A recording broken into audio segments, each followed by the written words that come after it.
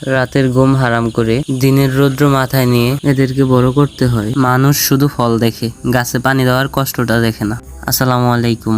আজকে আমাদের ফার্মে নতুন মেহমান আসলো। মাশাআল্লাহ, দেখেন হাজার হাজার ছোট প্রাণ। এরা এখন একদিনের, একদম তুলোর মতো নরম। একটা ভুল হলে এরা বাঁচবে না। শহরের মানুষ সবাই ঘুমায় আর আমরা এদেরকে পাহারা দিই। কষ্ট হয়, কিন্তু বড় হয়ে গেলে এদেরকে দেখলে শান্তি লাগে।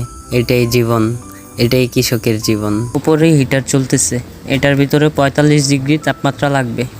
কোনো প্রকার ঠান্ডা বাতাস ঢুকতে দেওয়া যাবে না। মানুষ বলে ফার্মের ব্যবসা সহজ, কিন্তু এই রাত জাগা, টেনশন কেউ দেখে না। 30 থেকে 35 দিন পর এই কষ্টের ফসল পাওয়া যাবে ইনশাআল্লাহ। এই বাচ্চাগুলা কোথায় পাবো, কিভাবে নেওয়া লাগবে, কিভাবে ছোট থেকে বড় করা লাগবে, সব কিছু জানতে চাইলে আমাকে কমেন্ট করেন। আমরা বাচ্চা আসার আগেই বুটিং এবং প্রেপারের কাজ কমপ্লিট করে রাখি। বাচ্চা নামানোর সাথে সাথে পানি এবং খাবারের ব্যবস্থা করা লাগে।